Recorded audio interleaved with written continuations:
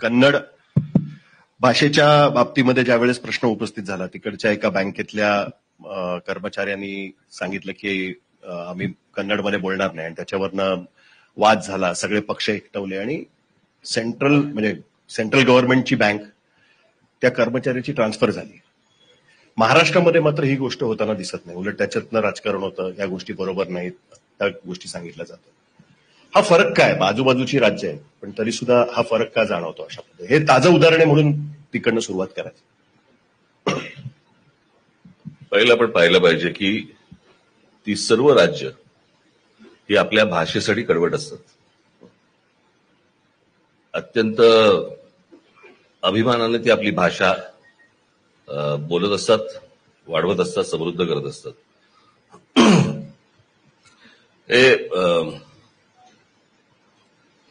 मी माझ्या एकदा मागे भाषणामध्ये मी असं म्हटलं होतं की महाराष्ट्र देशाचा विचार करत आला, परंतु देशातलं प्रत्येक राज्य आपापल्या प्रांताचा विचार करत आले, आणि भाषा हीच तुमची ओळख आहे.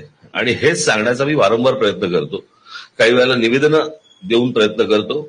म्हणजे मी आमच्या पक्षातल्या लोकांना सांगितलेलं आहे की सुरुवातीला हात जोडून जा, आणि ऐकलं नाही तर हात सोडून जा.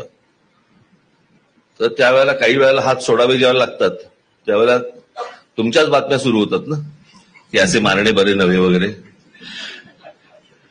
पण हात सोडणं हा एकमेव उपाय आहे की हात जोडून होतात? कारण हात जोडून पण जर समजा ऐकत नसतील तर करायचं काय? आम्ही असा पहिल्यांदा हात सोडून गेलो आणि नंतर मग हात जोडून गेलो असं झालं नाही ना. तर त्याच्यामुळे हे प्रयत्न आमच्याकडनं, म्हणजे तुम्ही मराठी भाषा असं जर म्हटलं तुम्ही, आणि जर समजा तुम्ही मराठी भाषेची आंदोलनं किंवा अशा प्रकारच्या कुठलीही गोष्ट साधं नेटवरती जरी टाकलं तरी तुम्हाला महाराष्ट्र नवनिर्माण सेनाच दिसेल तिकडे, दुसरी कुठे दिसणार नाहीत. तर ही मला असं वाटतं की प्रत्येक वेळेला आम्हीच उभे राहिलोय. आता पण हिंदीच्या वेळेला हिंदी सक्तीचं हो देणार नाही ते. आता जरी सरकारने माघार घेतलेली असली आणि लपून छपून पुस्तकं छापत असली तरी ती शाळांमध्ये येऊ देणार नाही आम्ही. तुम्ही हिंदी सक्तीचा विषय काढलाय म्हणून, आणि बाकी पुढे आपण जाण्यापूर्वी आता विषय निघालाच आहे तर म्हणून एक साधारणतः असं दिसतंय की हिंदी सक्तीचा निर्णय जरी सरकारने मागे घेतला असेल तरी सुद्धा जे नवीन शैक्षणिक धोरण येणार आहे त्याच्यामध्ये तिसरी भाषा तर शिकवावीच लागेल. अशा परिस्थितीमध्ये बऱ्याच ठिकाणी हिंदी, गुजराती जास्त घेतली जाईल अशी मला पहिलं सांगा, शिकवलं जाईल. उत्तर प्रदेशमध्ये तिसरी भाषा कोणती शिकवली जात? दक्षिणेकडच्या राज्यांनी तोच मुद्दा उपस्थित केलाय. उत्तर प्रदेश, उत्तराखंड, मध्य प्रदेश, राजस्थान या ठिकाणी तिसरी भाषा तुम्ही कुठली शिकवणार? इव्हन दिल्लीमध्ये. अर्थातच. आणि मला असं वाटतं की तुम्ही मुलांवरती भाषेची बंधनं किंवा त्यांच्यावरती ते प्रेशर का आणताय? तिसरी भाषा नकोच असं तुमचं? अर्थातच ना. एक तुमची मातृभाषा झाली, एक वर्ल्ड लँग्वेज म्हणून इंग्रजी झाली. हिंदी ही काय राष्ट्रभाषा नव्हे? जशी मराठी आहे तशीच हिंदी आहे, जशी गुजराती आहे तशीच हिंदी आहे. राष्ट्रभाषेचा निर्णय कधी झालाच नाही. आणि त्याच्यामुळे ही लादायचा जर समजा तुम्ही प्रयत्न केला तर त्याला विरोध हा प्रत्येक राज्यामधनं होणार. प्रश्न असा आहे, ज्याला गरज असेल तो ती भाषा शिकेल. आज अनेक मुलं एका कॉलेजमध्ये फ्रेंच शिकतात किंवा चायनीज शिकतात, जर्मन शिकतात. ती ऐच्छिक गोष्ट झाली ना. तुम्ही जबरदस्ती करायची की ही भाषा तुम्ही शिकली पाहिजे का? या गोष्टींची काही गरज नाहीये. तुमची हिंदी चॅनल बघावीत म्हणून आम्ही भाषा शिकावी याला काय अर्थ आहे काय? हिंदी पिक्चर पण असू शकतो, चित्रपट असतील. आता मी जिओवरती बघितलं, मी खास करून मी माझ्या मराठी लोकांना मी खरंच सांगेन, जिओ नावाचं जे चॅनल काय अंबानींचं जे जिओ स्टार जे काय आले, माझी विनंती आहे, जे मी स्वतः करतो, तुमच्या माध्यमातून मी आज महाराष्ट्रातल्या प्रत्येकाला सांगू इच्छितो, जिओवरती अनेक इंग्रजी चित्रपट मोठे हे मराठीत डब केलेले आहेत. अच्छा. म्हणजे जनरली तुम्ही जर समजा अमेझॉनवरती किंवा नेटफ्लिक्सवरती जर पाहिलं तर त्याच्यामध्ये तुम्हाला तमिळ, तेलुगू, मल्याळम हे ऑप्शन दिसतात, पण जिओवरती तुम्हाला मराठी ऑप्शन दिसतो. आणि भरपूर चित्रपट त्यांनी मराठीमध्ये डब केलेले आहेत. आज मला असं वाटतं की ते चित्रपट महाराष्ट्रातल्या लोकांनी मराठीमधनं पाहिले पाहिजेत. म्हणजे समजा अव्हेंजर सारखा एखादा चित्रपट समजा आपण पाहिला, विचार केला, तर अव्हेंजर सारखा चित्रपट तमिळ माणूस तमिळमध्ये ऐकताना हसत नाही की अरे असं कसं तमिळ बोलतो, असं नाही कोण बोलत. मला वाटतं की आपण आपल्या भाषेबद्दलचा अभिमान किंवा त्याच्याबद्दलची नुसतं काय त्या अभिजात भाषेचा दर्जा मिळून, नुसता दर्जा मिळून काय होणार आहे. आपल्याला स्वतःच्या भाषेबद्दल प्रेम असलं पाहिजे आणि ती भाषा जास्तीत जास्त कशी वाढवता येईल. मी आज माझ्याकडे तरी मला मराठी मुलांचीच रील्स पाठवतात, रील्स असतात काहीतरी करतात ना, जास्तीत जास्त लोकांपर्यंत जावं म्हणून मराठी मुलं हिंदीमध्ये रील्स करतात. कशासाठी करताय.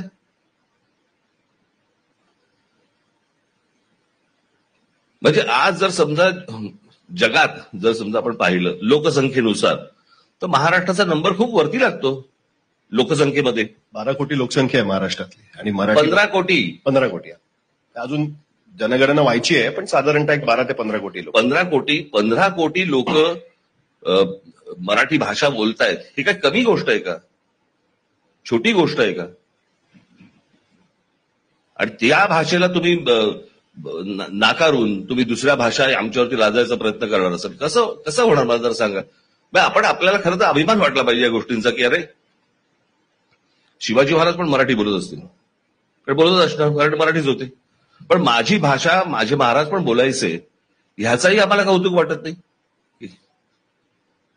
साहेब, याच अनुषंगाने एक प्रश्न की अभिजात दर्जा मिळाला आपल्या मराठी भाषेला, पण कुठल्याही आता मराठी शाळांचे काय दिवस आहेत तुम्ही बघताय, मराठी शाळा हळूहळू बंद होत आहेत, किंवा कुठला पालक पण आपल्या पाल्याला मराठी शाळेमध्ये टाकत नाही.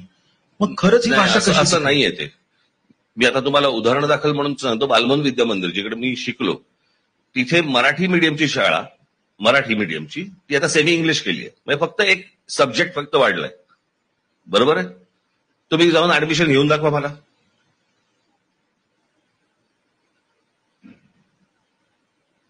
भरलेल्या आहेत शाळा. पालकांचं मत आहे की माझ्या मुलाला इंग्रजी चांगली यायला पाहिजे, यात काही दुमत असण्याचं कारण नाही. जर समजा सेमी इंग्लिश स्कूलमध्ये आणि तेही मराठी, ज्याच्यामध्ये मराठी संस्कार तुमच्यावरती होत आहेत, आणि अशा वेळेला जर समजा एक सेमी इंग्लिश स्कूल जर समजा येत असतील तर त्या वाढल्या पाहिजेत. आणि खूप मोठ्या प्रमाणावरती आज महाराष्ट्रामध्ये ह्या शाळा वाढतायत, पालक तिकडे टाकतायत मुलांना.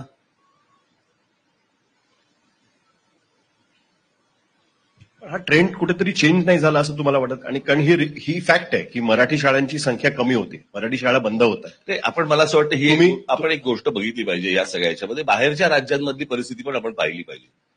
हे सगळीकडेच आहे असं तुमचं म्हणणं. सगळ्याच ठिकाणी आहे ना. म्हणजे आज इंग्लिश माणूस, आज बोललं जाणारं जे इंग्लिश आहे ह्याला फारसा मानत नाही.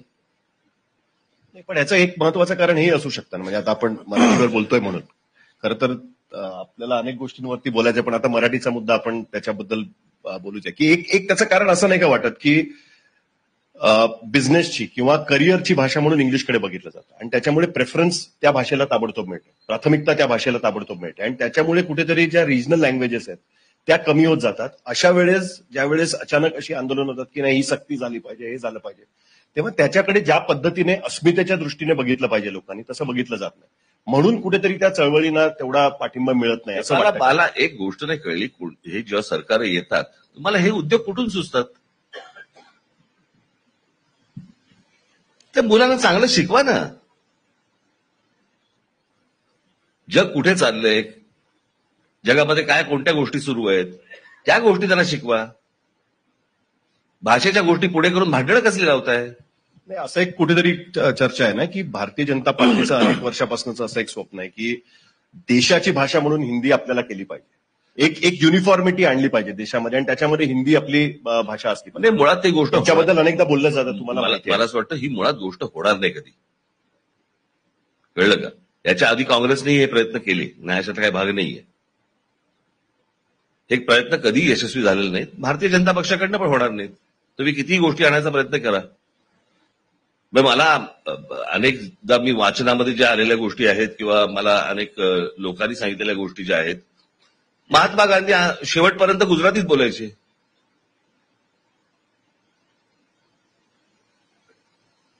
प्रश्न असा आहे ना की आज तुम्ही राजकीय दृष्ट्या आता राजकारण ह्याच्यामध्ये तुम्ही न आणता जर समजा तटस्थपणे जर समजा या गोष्टींचा विचार केलात तर नरेंद्र मोदींना किंवा अमित शहांना बरोबर आहे अंबानी अदानी जेवढे जवळचे वाटतात तेवढे टाटा का वाटत नाहीत?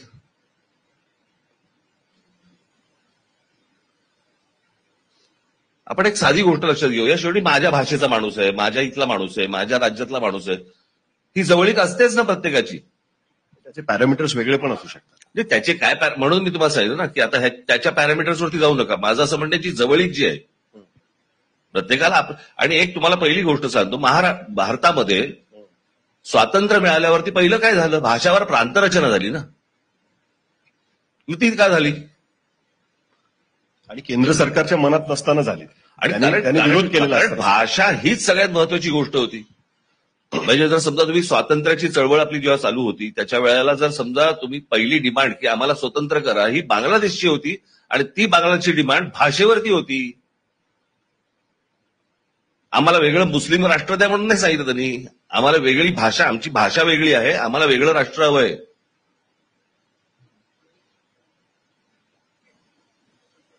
इंग्लंडचे प्राईम मिनिस्टर आता परवा दिवशी काय म्हणाले की इंग्लंडमध्ये राहायचं असेल तुम्हाला इंग्रजी बोललं गेलं पाहिजे. हे प्रत्येक देशामध्ये, प्रत्येक राज्यामध्ये, प्रत्येक ठिकाणी होतात. महाराष्ट्रात हे प्रश्न का विचारले जातात? मला समजलं नाही मला अजूनपर्यंत. इथे तुम्ही भाषेबद्दल बोललात, भाषेच्या मराठी माणसाबद्दल बोलला की लगेच तुम्ही संकुचित होता.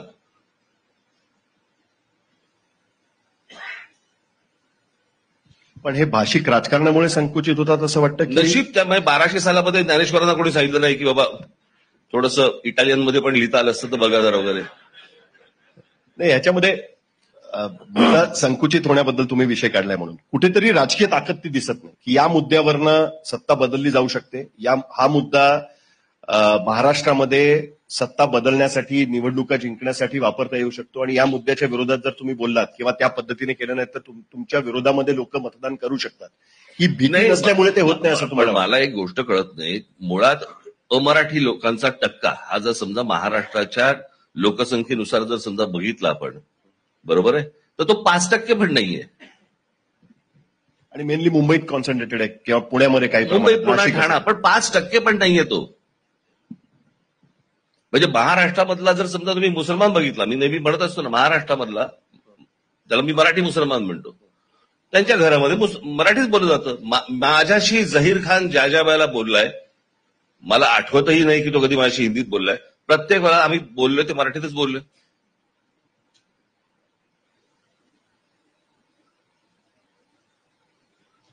आमची गाडी घसरते समोर मराठी आला की.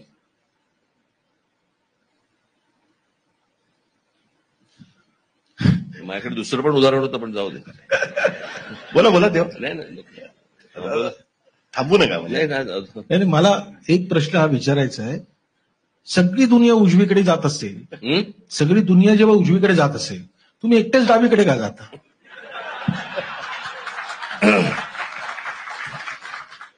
मला खरं काय ते दिसतं.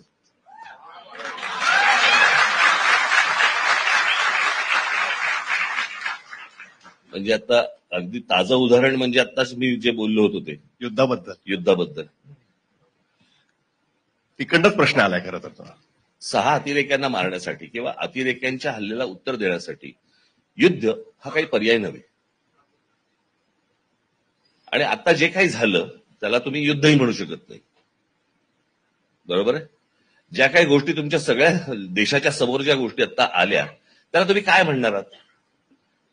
आपण काय करून घेतलं आपलं?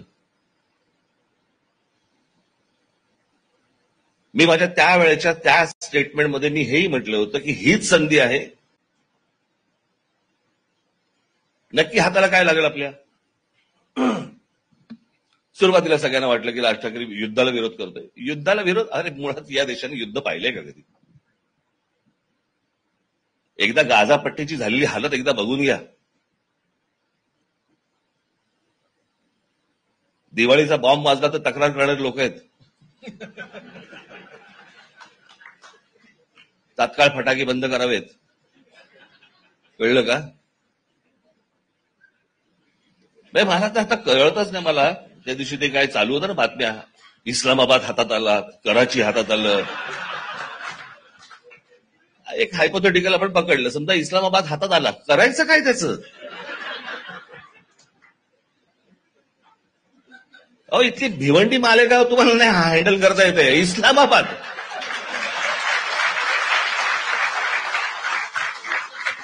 काय म्हणजे कुठे आपण कसले तर्क बांधतो आणि काय चालू आहे मला कळतच नाही. हेच म्हणजे ते केदारनी सांगितलं की सगळे उजवीकडे जातात, तुम्ही डावीकडे जाता. कारण मला नाही, दिसतं आता पंतप्रधान सांगतायत की मेरा खून खोलताय. चेहऱ्यावर मी शांत दिसतो, माझ्या शरीरात आता निवडणुकांच्या वेळेला बोलू आपण. बरं झालं तुम्ही निवडणुकांचा विषय काढला, कारण तुम्ही म्हणाला होतात की तुम्हाला वातावरण जाणवत नव्हतं. म्हणजे फील होतं तुम्हाला एक फील. मला नाही. निवडणुकीचं मला असं वाटतं की प्रत्येकाला एक वातावरणात निवडणूक येते. माझं स्टेटमेंट असं होतं, वातावरणात एक निवडणूक येते आणि ती तुम्हाला कळायला लागते की आता निवडणुका आल्या. पोस्टर्स वाढायला लागतात, विनाकारण काय इच्छुक वाकायला लागतात, अशा बऱ्याच गोष्टी, अशा तुम्हाला गोष्टी अशा दिसायला लागतात. स्नेहभोजन व्हायला लागतात, अशा खूप गोष्टी दिसायला लागतात. स्नेहभोजनं खूप लोक एकमेकांकडे यायला लक्ष लागतात. गेलं, स्नेहभोजनं व्हायला लागतात. माझ्या घरी ते जेवायला आले ते त्याचा ते निवडणुका कोर्टाने सांगायच्या आधी जेवून गेलेत. पण प्रश्न असा आहे की आता हे जेवणाचं पण मी तुम्हाला सांगतो काय आहे. मला असं वाटतं की या राजकारणामध्ये तुमचे मतभेद असतात, तुमचे वैर कधी नसतं. कळलं का? आणि हे एक ज्याला आपण हेल्दी राजकारण ज्याला म्हणतो, हा एक काळ होता. कळलं का? की ज्यावेळेला तुमचा विरोध कशाला आहे? तुमचा विरोध भूमिकांना आहे. भूमिकांना विरोध असणं स्वाभाविक आहे, कारण तुम्ही वेगवेगळ्या विचार प्रणालीचे पक्ष असतात आणि त्याच्यामध्ये तुमच्या वेगवेगळ्या भूमिका असतात. त्या भूमिकांना तुम्ही विरोध करत असता, बरोबर आहे. परंतु हल्ली काय झालंय, हल्ली वैयक्तिक गोष्टींवरती फार यायला लागलं, ज्याची काय आवश्यकता नाही, ज्याची काही गरज नाही. पण म्हणजे मतभेद असावेत पण वैर नसावं, हे जरी मी म्हटलं तरी त्या मतभेदातनं मैत्रीही नसावी. अंडरस्टँडिंग म्हणू शकतो आपण. नाही म्हणजे ज्या प्रकारे भुजबळ आज शिरलेत, कळलं का? मी परवा दिवशी एक फोटो पाहिला, विलक्षण फोटो होता. देवेंद्र फडणवीस मध्ये बसलेत कुठच्याही कार्यक्रमाला, त्यांच्या बाजूला उजव्या बाजूला अजित पवार बसलेत, त्यांच्या बाजूला तटकरे आहेत, ह्या बाजूला अशोक चव्हाण आहेत. सगळ्यांनीच बघितला फोटो. अशोक चव्हाण, त्यांच्या बाजूला भुजबळ, त्यांच्या बाजूला अजून कोण राणे आहेत, बरेच आहेत त्याच्यामध्ये. तर हे सगळं ज्यावेळेला मी फोटो पाहतो त्यावेळेला मला पहिला प्रश्न असा पडतो की ते एनसीपीचं सोडून देत, परंतु हा फोटो ज्यावेळेला मी पाहिला त्यावेळेला मला पहिला प्रश्न पडला की भारतीय जनता पक्षाचा मतदार आणि भारतीय जनता पक्षाचे कार्यकर्ते हा फोटो कसा बघत असतील. ह्यांची लावली आपण आणि सत्तेवर आलो आणि हे आता आमची लावायला आले, म्हणजे काय चाललंय मला त्यांनाच कळत नसेल. यावरूनच प्रश्न आहे की मग व्यंगचित्र करावंसं वाटतं का? मला व्यंगचित्र करावीशी वाटतात, पण ते आता मला ते त्या दिवशी म्हटलं ना, मला ते डिजिटल प्लॅटफॉर्म आणि त्याचे ते मी तसा ओल्ड स्कूलवाला आहे, त्याच्यामुळे न्यूजपेपरमध्ये व्यंगचित्र छापलं जाणं आणि मग त्याचं ते जे व्यंगचित्र आहे, आणि आता काय तो सगळा इंस्टाग्रामचा जमाना आहे, त्याच्यामध्ये त्या सगळ्या गोष्टी. पूर्वीच्या काळामध्ये मला आठवते बाळासाहेब जेव्हा करायचे किंवा लक्ष्मण करायचे, फॉर दॅट मॅटर अगदी मी करायचो, त्या व्यंगचित्राचा एक इम्पॅक्ट व्हायचा. आता काय, तुम्ही शेवटचं व्यंगचित्र केलं होतं त्याचा इम्पॅक्ट झाला होता, तुमच्यावरती व्यंगचित्र काढायला लागले होते भाजपकडनं. तुम्हाला आठवत असेल ते लक्ष्मी डिमॉनिटायझेशनचं वेळचं होतं, बरोबर? नाही मला कसं आहे, आता इंदिरा गांधींवरती केवढी व्यंगचित्र झाली, नेहरूंवरती केवढी व्यंगचित्र झाली, परंतु मला असं वाटतं राज्यकर्त्यांनी राज्यकर्त्यांसारखं वागायला लागतं. ते ज्या वेळेला राज्यकर्त्यांसारखे वागत नाहीत त्यावेळेला मग ते इकडचे तिकडचेच असतात. ते तुम्ही त्या फोटोचा उल्लेख केला, खूप इंटरेस्टिंग आहे खरं तर. आणि ह्याची सुरुवात 2019 पासून झाली. पहिला फोटो मला आठवतो की ज्याच्यातनं आम्ही सगळेच शॉक झालो होतो. तो सकाळी सकाळी एकदम ट्विट आलं होतं की अजित पवार आणि देवेंद्र फडणवीस हात मिळवतात आणि मला होशियारी होतं. त्या फोटोपासून खरं तर सुरुवात झाली आणि नंतर मग ते सगळे फोटो मिसमॅचच व्हायला लागले. त्यामुळे आता कुठल्याही फोटोवरती विश्वास बसतो अशी परिस्थिती आहे. हे न्यू नॉर्मल आहे महाराष्ट्राच्या राजकारणातलं. कारण आता न्यू नॉर्मलची खूप चर्चा आहे. जसं मोदी भारत पाकिस्तान संबंधामध्ये न्यू नॉर्मल म्हणतात तसं महाराष्ट्राच्या राजकारणातलं एक न्यू नॉर्मल आहे आताच्या परिस्थितीमध्ये की हा कोणी कोणाही बरोबर बसू शकत नाही. हे चांगलं नाही, पण ही चांगली गोष्ट नव्हे. ही मला असं वाटतं तुम्ही मतदारांची प्रतारणा करतात. पण इलाज काय, आघाडी नंतर युती. तुम्ही आघाडी युती हा विषय नाहीये. विषय म्हणून मी त्या दिवशीच्या माझ्या याच्यात सांगितलं नाही, त्याचे काहीतरी गैरअर्थ वेगळे अर्थ सगळे काढले गेले त्या वाक्याचे, की कुठचेही भांडणं, कुठचेही वाद, कुठच्याही असल्या गोष्टी या सगळ्यांपेक्षा एक महाराष्ट्र मोठा आहे. ह्या वाक्याचे अर्थ युत्या आणि आघाड्या आणि निवडणुका एवढ्या पुरता मर्यादित राहत नाही. ते प्रश्न असा आहे, आघाडी आली काय, युती आली काय, अजून तिसरा कोणी पक्ष आला काय, महाराष्ट्राचं काय होतंय ही सर्वात महत्वाची गोष्ट आहे. म्हणजे आज जर समजा आपण बघितलं तर महाराष्ट्रामधल्या शेतकऱ्यांच्या आत्महत्या थांबलेल्या नाहीयेत. महाराष्ट्र हा देशामधला सर्वात जास्ती शेतकरी आत्महत्या असलेला हा भाग आहे. ह्याच्यावर सोल्युशन निघत नाही. म्हणजे आज इतक्या अडचणीत अडकलेला सापडलेला आजचा महाराष्ट्र, आर्थिकदृष्ट्या सापडलेला महाराष्ट्र, आम्ही मुलांकडनं या महाराष्ट्राच्या प्रगतीचा विचार करायचा आहे का आम्ही त्यांच्यावरती अजून एक भाषा लादायची आहे? ही बोलणं मोठी झाली पाहिजेत, जगभर गेली पाहिजेत. त्यांनी ह्या महाराष्ट्रासाठी काहीतरी केलं पाहिजे, देशासाठी काहीतरी केलं पाहिजे, याचा विचार झाला पाहिजे. युत्या आहेत का, आघाड्या आहेत का, काय आहेत, हा विषय नाहीये ना.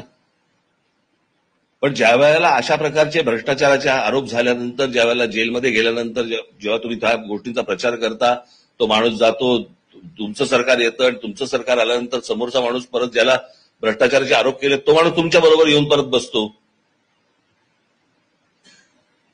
हे म्हणजे सिंहासन चित्रपट बघण्यासारखं आहे हो.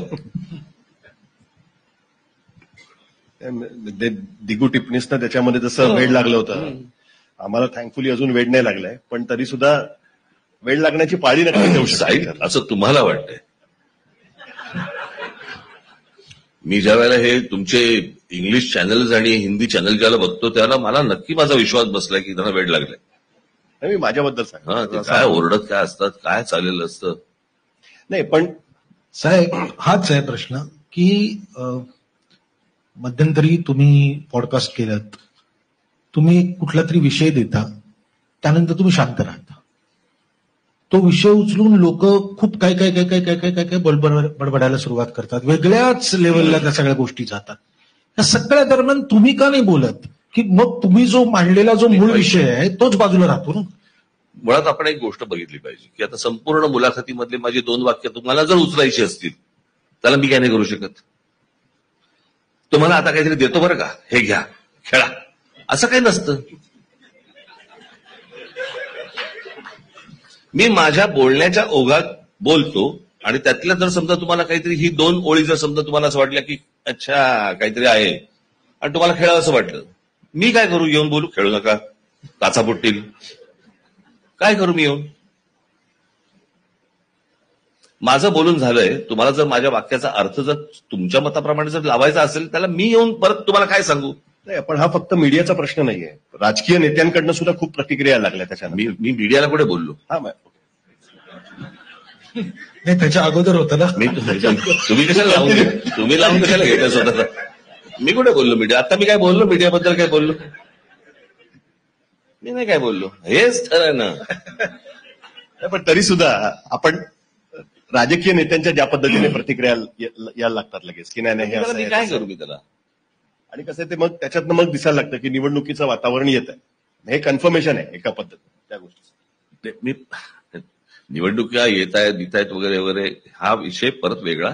मी काय म्हणालोय त्याचे काय तुम्ही अर्थ काढताय आणि त्याच्यावरती मी अरे बाबा तो अर्थ नाही बरं का, त्याचा अर्थ हा आहे, मी काय येऊ सांगायला?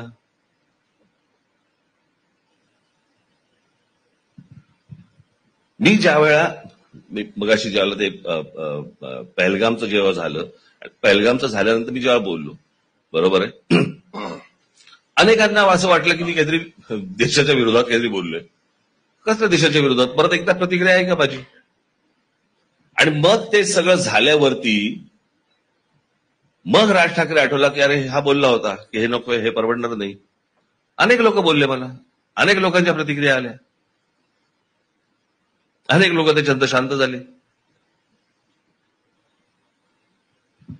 मला पुन्हा एकदा त्या मूळ प्रश्नाकडे यायचंय, मगाशी मी जो म्हटला त्या पद्धतीने, की कुठेतरी महाराष्ट्रामध्ये मराठी या मुद्द्यावरनं, म्हणजे अस्मिता आणि बाकी संस्कृती या सगळ्या गोष्टी असतील तरी सुद्धा मराठी कारण तुम्ही 2006 नंतरच्या तुमच्या जवळपास 2008 पर्यंत किंवा त्याच्यानंतरही अनेक सभांमध्ये मी ऐकले की मराठी माणसाची राजकीय ताकद दिसली पाहिजे, असं तुमचं साधारण म्हणतं. ती राजकीय ताकद हे दाखवण्याचं काम रिजनल पक्ष करतील, रिजनल पक्षांकडनं होईल, जे महाराष्ट्रातले पक्ष आहेत. राष्ट्रीय पक्षांचे अनेक मुद्दे त्याच्यामध्ये निघतात, ते कुठेतरी कमी पडतं महाराष्ट्रामध्ये. मराठी माणूस राजकीय ताकद त्या पद्धतीची दाखवू शकत नाही, त्याच्यामुळे त्याचा इम्पॅक्ट होतो असं वाटतं. तुम्ही बोलत होतात ना, त्या बोलताना असं म्हणाल्या की कर्नाटकामध्ये ज्याला झालं त्याला भारतीय जनता पक्ष आणि काँग्रेस दोघांनीही ती बाजू घेतली. एकदा त्या लोकांना बोलवा आणि हे प्रश्न विचारा ना. मी लोकांचं म्हणतोय, नाही, मी म्हणतोय की ह्या लोकांना एकदा बोलवा आणि त्यांचं एकदा मराठीबद्दलचं काय म्हणणं आहे, की तुम्ही हिंदी का आणतात, कशासाठी आणतात, ह्या लादायचा प्रयत्न का करतात, काही गरज आहे का या गोष्टींची, तुम्हाला कोणी सांगितलंय, बाजूच्या राज्यांमध्ये कुठे होत नाहीये, तुम्ही इथेच का करायचा प्रयत्न करताय. महाराष्ट्रामध्ये जर समजा इथे राहणाऱ्या स्थानिक माणसाला जर समजा इथे प्रेफरन्स नोकऱ्या आणि सगळ्या गोष्टींमध्ये मिळायला पाहिजे, ती बाहेरची माणसं ज्यावेळेला येऊन कंपन्या ज्याला भरत असतात त्यावेळेला कंपन्यांना तुम्ही कोणत्या प्रकारचा दंड करतात. बाहेरच्या राज्यांमध्ये आपल्या लोकांचा जेवढा विचार केला जातो तेवढा इथले लोक का नाही करत, इथले राज्यकर्ते का नाही करत. आणि हे करत नाहीयेत. मला असं वाटतं की याचा राग लोकांना का येत नाहीये. मी त्या दिवशीच्या माझ्या अनेक भाषणामध्ये मी म्हटलंय की हे ज्या वेळेला हे या पक्षातून या पक्षात जातात, या पक्षातून त्या पक्षात जातात, कोणीतरी भ्रष्टाचाराचे आरोप झालेला माणूस सत्तेमध्ये येऊन बसतो वगैरे वगैरे, हे सगळं जे आहे या सगळ्या गोष्टींचा लोकांना राग येतो की नाही येत, आणि मग तो राग मतपेटीत का नाही दिसत. त्या निवडणुकीच्या वेळेला नेमकं काय होतं तुम्हाला, कोणत्या प्रकारची ग्लानी असते ती.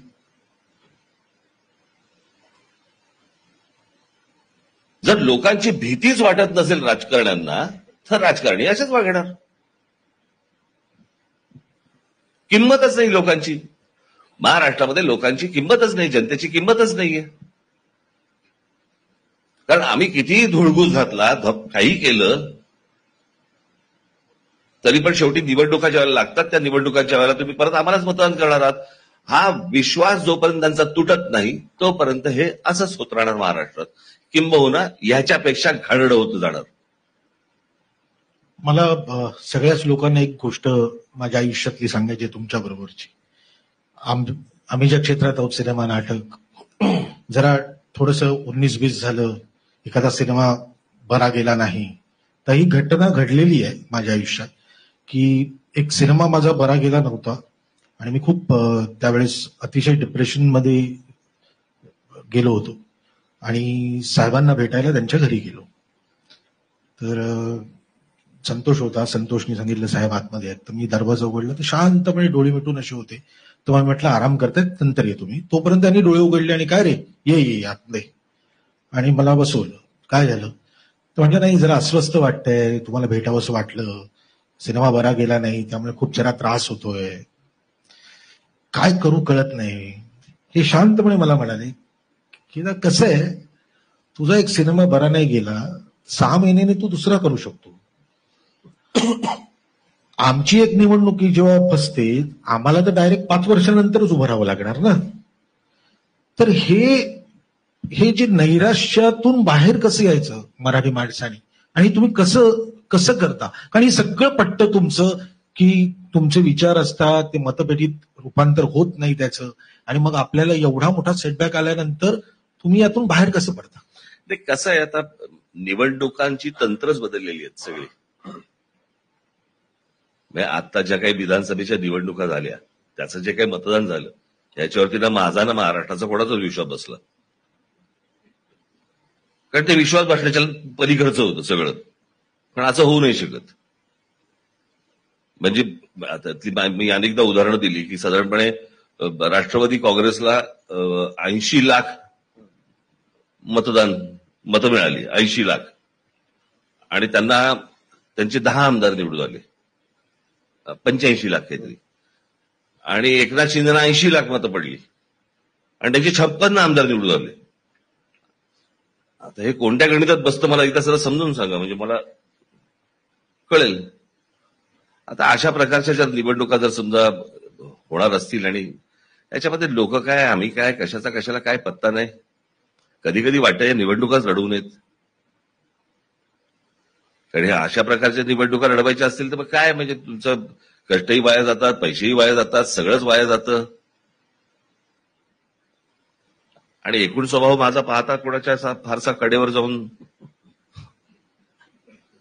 कारण जे कडेवर गेलेत आतापर्यंत ते कानात मुतलेत, त्याच्यामुळे मी कडेवर जाऊ इच्छित नाही. पण मला असं नैराश्य येतं, परंतु काय, परत माझे जे सहकारी असतात, माझे महाराष्ट्र सैनिक असतात, त्यांना भेटलं की परत एक उत्साह येतो, परत काहीतरी निवडणुका लढवाविषयी वाटतात, करावं असं वाटतं, आणि या फेजेस असतात. ठीक आहे. 1984ला ज्यावेळेस वाजपेयी निवडणूक हरले होते, त्याच्यानंतर मुंबईत त्यांची सभा झाली होती आणि त्यावेळेस त्यांचं खूप गाजलेलं वाक्य आहे, खूप प्रचंड सभा झाली, त्याही वेळेस लोक मोठ्या प्रमाणात ऐकायला आले, आणि वाजपेयींचं वाक्य होतं की सुनने आते हैं लोक, वोट देणे नाही आते. तुमच्याही सभा होतात त्याच्यामध्ये मोठ्या प्रमाणात, आणि लोक वाट बघतात की आता, आणि मला आता तुमची शिवाजी पार्कला जी सभा झाली, तुम्ही सगळ्यात रिलॅक्स होतात. तुम्ही म्हणालात की बरं झालं आता निवडणुकीनंतरची सभा, मला पाहिजे तर मी बोलू शकतो. तर लोक ऐकायला येतात, राग येत नाही की ऐकायला येतात, टाळ्या वाजवतात, बरोबर आहे असं म्हणतात, आणि तरी सुद्धा मतदानाच्या वेळेस मात्र आमच्या बरोबर उभे राहतात. काय, माझी जर पार्श्वभूमी राजकारणाची नसती, राजकीय घरातली नसती, माझी पार्श्वभूमी ही जर समजा शिवसेना ज्या घरात जन्माला आली आणि वाढली त्या घरातली नसती, तर मे बी कदाचित मला सेटबॅक बसला असता किंवा त्रास झाला असता. पण ही गोष्ट मी लहानपणापासून पाहत आलोय. बाळासाहेबांच्या सभांना गर्दी व्हायची, मतदान व्हायचं नाही, आणि हा काळ खूप मोठा होता. साधारणपणे 66 ते 85 पर्यंतचा सगळा काळ होता तो. त्यावेळेला पडलेले उमेदवार जे असायचे ते यायचे, रडायचे, बिरायचे, सगळं मी लहान असताना मी सगळं डोळ्यासमोरून पाहिलंय, अनुभवलंय. आणि मला ती जी शिदोरी आहे मागे, आणि त्याच्यामुळे मी या सगळ्या गोष्टींना सस्टेन करू शकतो. काय आहे, तुम्हाला एक गोष्ट सांगतो, आजची मी मगाशी याच्यावरनं तुम्ही सुरुवात केली, तर मी मुद्द्यावरती मुळात येतो की महाराष्ट्रामध्ये तुम्ही बघितलं असेल, प्रत्येक वेळेला मराठी या गोष्टींसाठी, मराठीच्या मुद्द्यावरती दरवेळेला महाराष्ट्र नवनिर्माण सेना फ्रंटफूटवरती खेळत असते. बरोबर आहे. माझी मराठी माणसाला पण माझी हात जोडून विनंती आहे, हे सतत सारखं नाही घडू शकत, होणार नाही. उद्या जर समजा महाराष्ट्र नवनिर्माण सेना या राजकीय किंवा या राजकारण्यांनी, सरकारांनी, इतरांनी हे जर संपवायचा प्रयत्न केला, तर ह्याच्यामध्ये मी नाही अडचणी देणार आहे, याच्यापुढे मराठी माणूस अडचणी देणार. कारण ही सगळी माणसं कोणी त्यांची बाजू घेणार नाहीत. हे सगळे लोक जे बाहेरून आलेले आहेत त्यांचा पहिला विचार करणार. हे जे बाहेरून आलेले धनिक आहेत, जे सगळे उद्योगपती आहेत, यांचा पहिला ते विचार करणार. आलेले सगळे उद्योगपती हे महाराष्ट्रातल्या मराठी माणसाचा विचार नाही करणार. या सगळ्या भूमिका घेताना आम्ही अनेकदा खस्ता खाल्लेले आहेत. पण या गोष्टींचा विचार जर मराठी माणूस करणार नसेल, दुर्दैव म्हणायला लागेल, अजून काय म्हणणार तुम्ही. कारण सगळेच जण सगळ्यांची ऍडजस्टमेंट आणि सगळ्या गोष्टी, परंतु मी ज्या वेळेला मराठी हाचा मुद्दा ज्या वेळेला येतो त्यावेळेला माझ्यासाठी कुठचेही माझे संबंध, कोणाशी असलेली मैत्री असेल, काही असेल, मी पाहत नाही, मी बघत नाही. माझ्यासाठी मराठी माणूस हा पहिला प्रेफरन्स असतो. तो लहान असेल की मोठा उद्योगपती असेल, कोणी असू देत, काही फरक नाही पडत मला. तुम्ही बाळासाहेबांचं उदाहरण दिलं की तुम्ही लहानपणापासून बघितलं की निवड 66 ते 85चा काळ आपण सगळा तुम्ही त्याच्यामध्ये सांगितलं. एक मेजर फरक त्याच्यामध्ये असा आलाय की ते कार्यकर्ता तिकडे यायचा, तो नेता निवडणूक हरल्यानंतर तिकडे यायचा, रडायचा, पण तो शिवसेनेत राहायचा.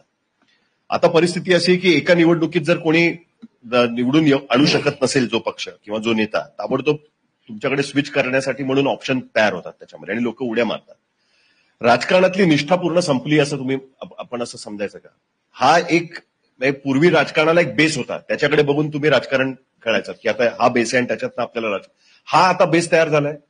5 वर्षाची निवडणूक हरलो की ठीक आहे, हा निवडून नाही आणू शकत, आपण दुसरीकडे जाऊ. त्यातल्या त्यात मला मी स्वतःला त्या बाबतीत भाग्यवान समजेन. निवडणुका हारल्यानंतर देखील माझा महाराष्ट्र सैनिक आणि माझे सर्व सहकारी माझ्यावर राहिले किंवा सगळेजण आहेत. विधानसभेच्या पराभवाच्या नंतर देखील कळलं का, मी जे पराभव बघितले, मी जे पराभव झेलले, त्याच्यानंतर मला शिवाजी पार्क मैदान भरून दाखवायचं इतर कोणी. कळलं का? ते पहिल्यांदा करून दाखवा म्हणा. मंत्रिपदावरनं काढल्यावरती ह्यांना त्रास व्हायला लागतो. पराभवाच्या कुठच्या गोष्टी बोलतायत?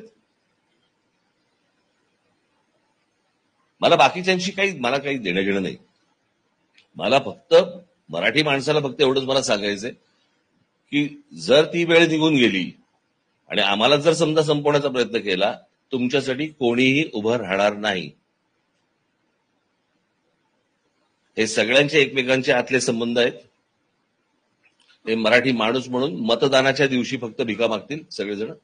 याच्यानंतर ते तुमच्या स्वाभिमानाच्या इतर कुठच्याही गोष्टीकडे पाहिलं जाणार नाही यांच्याकडनं. आत्ता लिहून द्यायला तयार आहे मी. तुम्ही जे मगाशी म्हणालात ना की सगळे इकडे जातात, तुम्ही एकटे इकडे जाता, कळलं का? याचं कारण मला जे काही धोके दिसतात, मला जे काही तुमचा कोणाचा विश्वास बसणार नाही. आता इथे ते व्यक्ती इथे ते नाही आहेत, अनेक जण आहेत, त्यांच्या मी तुम्हाला भेटी करून देईन. तुमचा विश्वास बसणार नाही. मी कोणी ज्योतिषी नव्हे. मी अनेकदा सांगितलं, मी मागच्या वेळेला पण सांगितलं होतं, आठवतं तुम्हाला? युद्धजन्य परिस्थिती निर्माण होईल, एक 3-4 वर्षापूर्वी सांगितलं, आठवतं ना तुम्हाला? मी भाषणामध्ये सांगितलं होतं. यावेळेला ही गोष्ट फक्त मी बोललो नाही, याचं कारण मला कोणत्याही प्रकारची हिंट द्यायची नव्हती. कारण मी राज ठाकरेंनी काहीतरी हिंट दिली किंवा राज ठाकरेंनी हे सगळं सांगितलं असं व्हायला नको होतं, म्हणून मी ही पब्लिकली कधी कुठची गोष्ट बोललो नाही.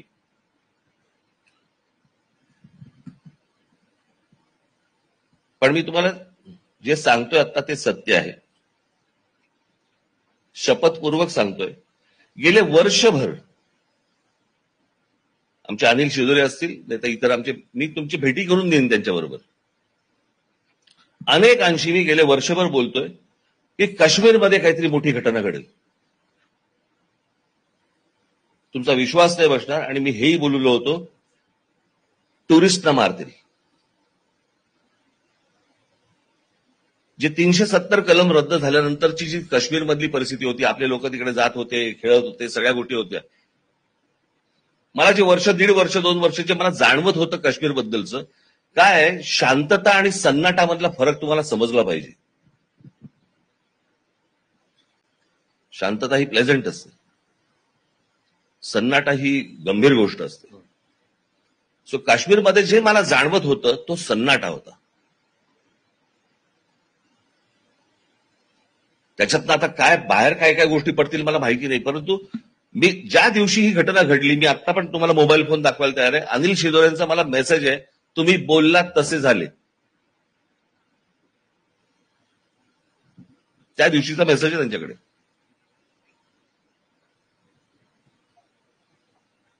मी कोणी भविष्यवेत्ता नाही, मी कोणी काही ज्योतिषी नाही, मी कोणी नाही. माझे काही ठोकताळे आहेत, माझे काही अंदाज आहेत. मला आतून काही गोष्टी अशा मला वाटतात की ही गोष्ट होईल. मी त्या प्रकारेच सांगतोय. मी हे निवडणुकीसाठी बोलत नाही. माझ्यावरती विश्वास ठेवा. निवडणुका येतात, निवडणुका जातात, परंतु मी मराठीचा मुद्दा कधी सोडला नाही. मराठीच्या मुद्द्यावरती मी सतत, मी आणि माझे पक्ष सहकारी आम्ही सतत उभे राहत आलो. इतर पक्षांना मतदान करणारे जे लोक आहेत हेही मला माहिती आहेत, जे कामासाठी आमच्याकडे येतात. त्यावेळेला मी ही जाणवून पण देत नाही त्यांना की अरे तुम्ही मतदान कोणाला करताय आणि कामासाठी आमच्याकडे काय येत आहे. दुर्दैव त्यांचं. परंतु या सगळ्या गोष्टी करत असताना मला जे जाणवतंय, उद्या जर समजा आम्हाला संपवलं तर हे या सगळ्या शहरांमधल्या मराठी माणसाला संपवून टाकतील. हे कोणी मराठी माणसाच्या बाजूने उभे राहणार नाहीत. हे धनदांडग्यांच्या बाजूने उभे राहणार, हे बाकी अमराठी लोकांच्या बाजूने उभे राहणार. मराठी माणसाच्या बाजूने कोणी उभे राहणार नाहीत.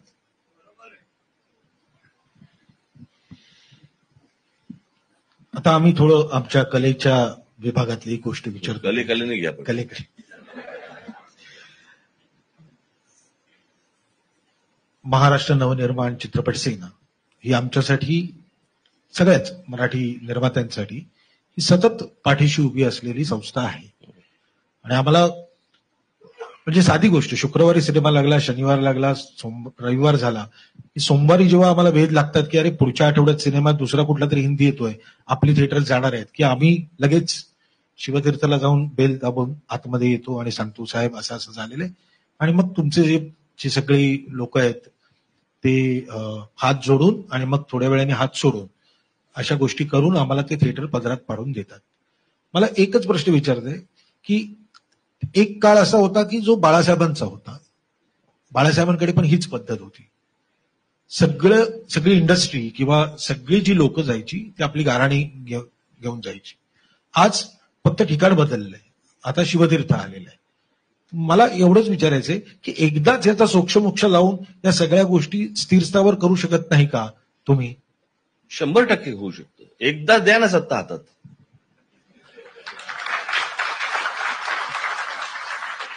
सगळ्या गोष्टी लांबून कशा मागायच्या?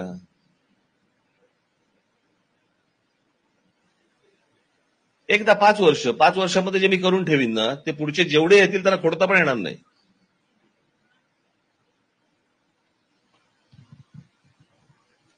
हवंय का नको हे तुमचा चॉईस आहे. नाही पण मराठी चित्रपट निर्माते समजा मतदान करतील, ते मी निर्मात्यांबद्दल नाही म्हणत,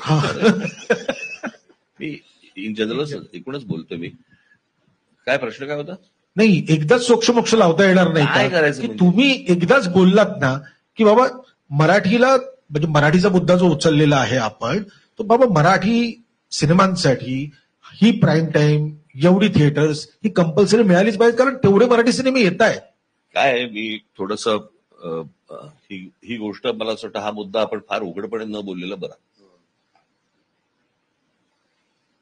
आपण आपल्यामध्ये ह्या गोष्टींची चर्चा करावी. बाहेर सर्वांसमोर काही गोष्टी आपण सर्वांसमोर नाही बोललेल्या बऱ्या. मी सर्वांसमोर म्हणजे ह्यांच्यासमोर नाही म्हणत मी, इतर जे लोक आहेत यांच्या खाली त्या गोष्टी पडू नयेत. आपल्या घरातल्या गोष्टी घरातच असाव्यात. तुमचा इशारा समजलेला आहे. पण म्हणूनच मला ऍक्च्युअली विचारायचं आहे की सक्तीने या गोष्टी करता येऊ शकतील का? म्हणजे मराठी पाट्या 1960 पासून मराठी पाट्यांचं आंदोलन झालेलं आहे. मी तुम्हाला थिएटरमध्ये मराठी पिक्चर लावायचा, ह्याच्यानेच होतात का गोष्टी? लोकांची डिमांड असेल तर आपोआप त्या गोष्टी होणारच ना. मी तुम्हाला तेच सांगतो. प्रश्न असा आहे की हा डिमांडचा भाग नसतो, हा अस्मितेचा भाग असतो. एक गोष्ट आपण लक्षात घ्या की हाच मराठी माणूस ज्या वेळेला बाहेरच्या राज्यात जातो आणि त्यावेळेला तो म्हणतो की अरे प्रत्येक ठिकाणी पाट्या तर त्यांच्या भाषेमध्ये होत्या, पण इथे केल्यावर संकुचित का म्हणता? मी संकुचित म्हणण्याचा प्रश्न नाही. मला फक्त एवढंच म्हणायचं की ह्या सगळ्या गोष्टी तुम्हाला गरज नाही सक्ती करायची. माझं फक्त प्रत्येक वेळेला हेच सांगणं असतं, कायद्याचं पालन करा. या सगळ्या गोष्टींसाठी जर कायदे आहेत तर त्याचं पालन का नाही होत? म्हणजे उदाहरणार्थ मी अनेकदा ही गोष्ट बोललोय, माझ्या भाषणांमधनं पण बोललोय की स्थलांतरित जे होतात लोक, त्यांच्यासाठीचा कायदा आहे की समजा एखाद्या माणसा, हे सगळं जे आपल्याकडे बोलत होतं ना की हा आमचा देश आहे, देशामध्ये आम्ही कोणी कुठेही जाऊ शकतो, कुठेही जा, सगळे महाराष्ट्रात काय येत आहे. आणि स्थलांतरितांचा जो कायदा आहे त्या कायद्यामध्ये असं दिलेलं आहे की तुम्हाला एका राज्यातून दुसऱ्या राज्यात जर समजा जायचं असेल तर दुसऱ्या राज्यात गेल्यावरती मी इथे आलेलो आहे हे तिथल्या स्थानिक पोलीस स्टेशनला सांगावं लागतं. तुम्ही कुठे राहणार आहात, काय करणार आहात, कुठे नोकरी करता आहात, काय करता, ह्या सगळ्या गोष्टींचं डॉक्युमेंटेशन तुम्हाला करून द्यावं लागतं. हा स्थलांतरितांचा या देशातला कायदा सांगतो. हे फक्त महाराष्ट्रापुरतंच नाहीये. महाराष्ट्रातनं उद्या कोणी बिहारमध्ये गेला, महाराष्ट्रातनं उद्या कोणी गुजरातमध्ये गेला, गुजरातमधनं समजा कोणी महाराष्ट्रात आला, हा प्रत्येक राज्यांसाठी केलेला कायदा आहे. पण ती सक्ती नाहीये त्याच्यामध्ये. सक्तीच आहे ती. मग कायदा कशाला म्हणतात? म्हणजे कायदा करायचा पण सक्ती म्हणजे काय असतं अजून? दारू पिऊन गाडी चालवू नये, नाही तर जेल होणार किंवा पैसे भरायला लागणार. सगळे टॅक्स करायला लागले ना. प्रश्न असा आहे की तुम्हाला हीच भाषा समजते का? प्रत्येक राज्याची प्रत्येकाची एक संस्कृती असते, प्रत्येकाची एक भाषा असते, प्रत्येक गोष्टी. मी अनेकदा बोललो की माझा उद्या मराठी माणूस जर समजा उद्या दुसऱ्या राज्यामध्ये गेला त्यांनी त्या राज्यामधली संस्कृती जोपासली पाहिजे. माझ्याकडे एकदा मध्यंतरी एक जण कोणतरी आले होते की युगांडामध्ये जे मराठी लोक आहेत तर ते काहीतरी तिकडे महाराष्ट्र दिवस साजरा करतात. काय माहित नाही मला. तर त्यांना काहीतरी माझं बाईट पाहिजे होतं आणि मी त्यांना सांगितलं की आता तुम्हाला अनेक वर्ष झाली आहेत भारत सोडून युगांडामध्ये गेलेलं आहे, तुम्हाला आपल्या देशाबद्दल प्रेम असणं स्वाभाविक आहे. पण आता तुम्ही युगांडामध्ये, तिथे आफ्रिकेमध्ये, त्या भागामध्ये तुम्ही तिकडे, युगांडा तिकडे झालं ना, आफ्रिका, तिकडे म्हटलं तिकडे झालं, तिकडच्या संस्कृतीशी समरस व्हा. तिथे राहायचं, तिथे पैसे कमवायचे, तिथे सगळ्या गोष्टी करायच्या आणि आठवण भारताची येते. मग सोडायच्या आधी विचार करायचा होता ना.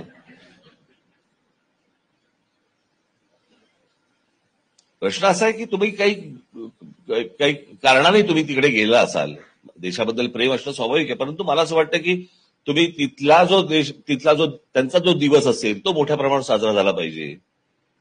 ती भाषा तुम्हाला तिकडची आली पाहिजे, तुम्ही तिकडच्या संपूर्ण संस्कृतीशी समरस झाला पाहिजे. हे जर मी इथून गेलेल्या कुठच्याही समजा माणसाला मी सांगत असेल तर इथे आलेल्या माणसाला मी सांगणार नाही का? तुम्ही जर तामिळनाडूमध्ये गेला, तुम्ही जर समजा कर्नाटकामध्ये गेला, तुम्ही जर समजा केरळमध्ये गेलात आणि तुम्ही जर समजा हिंदीमध्ये बोलायला लागला, तुमच्याकडे पाहत देखील नाहीत.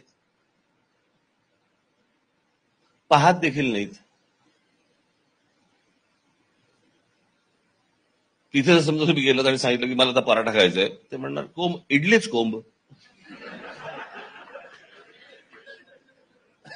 आमच्याकडे पोहे वाढताना समजा कोण बोलला आम्हाला पराठा मिलेगा, क्यों नहीं मिलेगा, आत्ता करून आणते. आम्ही जे काय, आम्ही गोट्या आहोत का सतत घरंगळत जायला? त्यासाठी महाराष्ट्रामध्ये पण मला असं वाटतं की आपली जी गोष्ट आहे, आपली जी ताकद आहे, आपला जो स्वाभिमान आहे, आपला जो इतिहास आहे, आपण ही गोष्ट पाहिली पाहिजे. मी अनेकदा बोलतो की अरे 125 वर्ष राज्य केलेला हा प्रदेश आहे रे, या हिंद प्रांतावरती. 125 वर्ष. बाकीचे तर बाहेरचे होते. एकच ज्याला आपण मराठीशाही ज्याला आपण म्हणू की यांनी 125 वर्ष या हिंद प्रांतावरती राज्य केलं, कुठपासून कुठपर्यंत, आटोक किल्ल्यापर्यंत, ज्याला आपण अटकेपार झेंडे फडकवले म्हणतो आपण. तो आज हतबल झालाय महाराष्ट्र. आम्ही एकमेकांशी बोलतो भाषा कशी जपायची, भाषेचं काय होणार पुढे, आमचं काय होणार, इतका हतबल व्हावा. त्याला एक कारण हे पण आहे ना की महाराष्ट्र गीतामध्येच आहे ना, दिल्लीचे तख्त राखतो महाराष्ट्र माझा, दिल्लीच्या तख्तावर बसत नाही असं आहे ना ते. हो, पण राखणं पण महत्वाचंच आहे ना. आम्ही कोणालाही बसवू शकतो, तीही परिस्थिती नाही दिल्लीमध्ये. आत्ताची परिस्थिती आता म्हणजे दिल्लीच सगळं आता करते. आता जे महाराष्ट्रामध्ये जे काही सुरू आहे, मला असं वाटतं याचा बारकाईने प्रत्येकाने विचार केला पाहिजे. मला कोणता पक्ष आवडतो ना, मला कोणता नेता आवडतो, मला कोणता पक्ष आवडतो, हे सगळं एकदा एका बाजूला ठेवा आणि सध्याची महाराष्ट्राची एकदा परिस्थिती नीट बघा. मग तुमच्या लक्षात येईल की आपण वरती चाललोय का डबघायला चाललोय, कुठे नेमके चाललोय आपण. एकदा त्याचा बर्डाई व्ह्यू तर घ्या.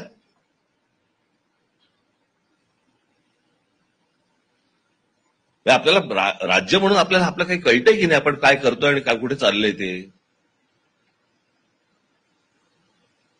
आपल्याकडे फ्लायओव्हर्स होत आहेत, आपल्याकडे ब्रिजेस होत आहेत. हे काय प्रगतीचं लक्षण नाहीये. ही बाहेरून येणाऱ्या लोकांची सोय आहे. आज पुण्यासारख्या शहरामध्ये म्हणजे आपण जर समजा एखादा काय म्हणतो त्याला शहराचं प्लॅनिंग म्हणून जर समजा आपण पकडलं बरोबर, तर त्या शहराच्या प्लॅनिंगमध्ये सर्वसाधारणपणे जगभर हा नियम आहे की त्या शहराची एकूण लोकसंख्या आणि क्षेत्रफळ पाहता तिथे 15% रस्ते असले पाहिजेत. बरोबर, म्हणजे 15% ही गोष्ट कायम. शहराचा एरिया वाढत गेला तरी 15% वाढत गेले पाहिजेत. आज पुण्याची परिस्थिती तुम्ही बघून घ्या, किती टक्के रस्ते आहेत. मला असं वाटतं 8 का 9% रस्ते आहेत. एके दिवशी घरात निघते तिकडेच असतील. तीच अवस्था मुंबईची, तीच अवस्था ठाण्याची, तीच सुधरत नाहीये ती, अजून अधोगतीला जात. याचं कारण मी आता मध्यंतरीच मी फडणवीसांना भेटलो, या मुद्द्यावरती भेटलो मी त्यांना, आणि मी त्यांना सांगितलं, मी म्हटलं तुम्ही मध्यंतरी सांगितलं की ज्यांच्याकडे पार्किंगची सोय नाही त्याला आम्ही अनाऊन्स केलंय त्यांनी आता. मी त्यांना सांगितलं, म्हटलं तुम्ही सांगितलं की ज्याच्याकडे पार्किंगची व्यवस्था नाही त्याला गाडी रजिस्टर करता येणार नाही. म्हटलं बरं, आता पार्किंगची व्यवस्था कोण करणार? जगभर जसे पार्किंगचे लॉट काय त्याचे बांधतात ना सगळेजण, की ज्याच्यामध्ये 2-2, 5-5 हजार गाड्या जातात. मला असं वाटतं सरकारने त्या गोष्टी बांधल्या पाहिजेत. लोकांना तुम्ही ऑप्शन्स पण दिले पाहिजेत. आणि तुम्हाला परत शहराच्या एकूण जडणघडण ज्याला म्हणतो आपण, त्याचा एक विचार केला तुम्ही पाहिजे. जगात तुम्ही किती फ्लायओव्हर बांधा, तुम्ही किती ब्रिजेस बांधा, तुम्ही काहीही करा, जोपर्यंत व्हेकलवरती कंट्रोल येत नाही, व्हेकल कंट्रोल म्हणजे रजिस्ट्रेशन, त्याच्यावर रजिस्टर करणं, तोपर्यंत ह्या डेव्हलपमेंटचा कुठेही उपयोग होणार नाही. तुम्ही काहीही करा, तुम्ही मेट्रो आणा, काही आणा, काही होणार नाही त्यातनं.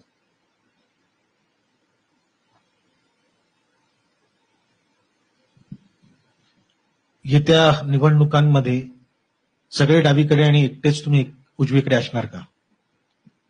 आता तरी तसंच दिसतंय, माहित नाही मला, तर त्याच्यावरती मला काय बोलता नाही. काय अर्थ काढायचंय की काहीच सध्या नाही. तुम्ही कशाला अर्थ काढायच्या मागे लागताय?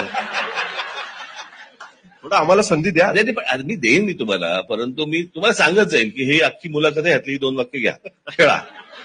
पण तरी लोक भेटतात, जातात, हे करतात, त्याच्यावरनं तरी आम्हाला अर्थ काढू द्या. असं कसं? हो, पण तुम्ही अर्थ काढा ना, माझ्याकडे उत्तर मागू नका. तुम्हाला काय खेळायचा दांड्या तो खेळा, कळलं का? तुम्ही मला सांगू नका ह्याच्यावरती बोला म्हणून. प्रत्येक गोष्ट काय बोलली जात नाही, प्रत्येक गोष्ट काय सांगितली जात नाही. मी किमान तुमच्याशी बोलतोय तरी मोकळेपणाने. काही जण तर 11-11, 12-12 वर्ष पत्रकार परिषद पण घेत नाहीत, कळलं का? ते जाहीर सभातनं बोलतात, मन की बात, तिथेच बोलू का मी याच्यापुढे मी तिथेच बोलू का? राज की बात असली पाहिजे. ठीक आहे. एक प्रश्न मला आहे, अजून आहे, 2 प्रश्न आहेत माझे.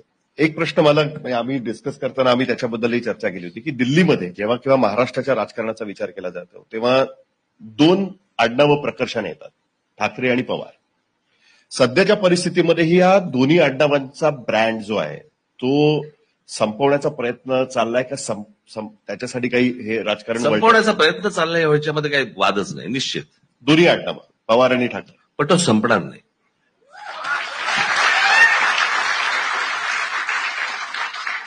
हेही लिहून द्यायला तयार आहे मी, तो संपणार नाही. पण आडनाव ब्रँड नेम आहे की म्हणजे राज ठाकरे किंवा असं ब्रँड नेम आपण पकडलं पाहिजे?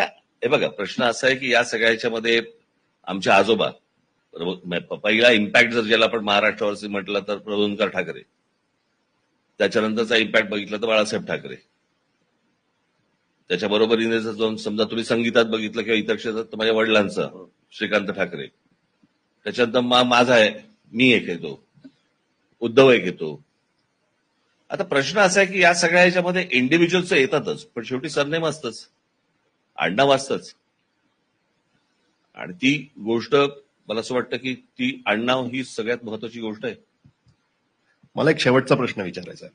तुमचं 2006चं भाषण मी शिवाजी पार्कचं पक्ष स्थापनेनंतरचं मला आठवतंय आत्ताच्या ह्याच्यामध्ये. तुम्ही लोकांना असं सांगितलं होतं की तुमच्या तरुण मुलांना तुम्ही माझ्या पक्षात पाठवा, तुम्हाला अभिमान वाटेल अशा पद्धतीने तो काम करेल. आज 20 वर्ष पूर्ण होत आहेत तुमच्या पक्षाला. एक अख्खी पिढी त्या विचित असलेली मुलं तुमच्या पक्षात आली असतील त्या 40मध्ये असतील. एवढ्या वर्षानंतर तुम्हाला असं वाटतं की त्यांनी अभिमानास्पद काम केलेलं आहे, आणि आता सुद्धा नवीन मुलांना तुम्ही हेच सांगाल की आता सुद्धा पालकांना सांगाल की तुमच्या पक्षात पाठवा, तुम्ही त्याच पद्धतीने अभिमान वाटेल असं काम? निश्चित त्यांना वाटतं. कसं आहे, तुम्ही सगळ्या गोष्टी आहेत ना ह्या निवडणुकीवरती पडताळून बघू नका. राजकीय पक्षासाठी निवडणूक महत्वाची असते ना, पण त्याच्या व्यतिरिक्त कामही असतात ना. म्हणजे ज्या माझ्या महाराष्ट्र सैनिकांनी ज्यांनी रेल्वेसाठी आंदोलन केलं आणि ज्याच्यामधनं रेल्वेमध्ये मराठी मुलं जिथे नोकऱ्यांना लागायला लागली, मराठीमध्ये परीक्षा व्हायला लागल्या, हा मला असं वाटतं माझ्या महाराष्ट्र सैनिकाचं सर्वात महत्वाचं काम आहे, मोठं काम आहे. अशी अनेक आंदोलनं आहेत की त्या आंदोलनामध्ये एक ठसा उमटवलेला आहे आणि त्याचा अभिमान आहे. उत्तम काम केलेलं आहे आणि करतायत, करत राहतील निश्चित. बाकीच्यांचं काय करायचं? म्हणजे बाकीच्या पक्षांमध्ये देखील असंच सांगितलं गेलं होतं ना की अरे इथे या, आपण चांगले दिवस आणू. मग दिवस गेले आणि दिवस गेल्यानंतर मग त्यांना दिसलं की व्यासपीठावर वेगळीच पोरं आहेत.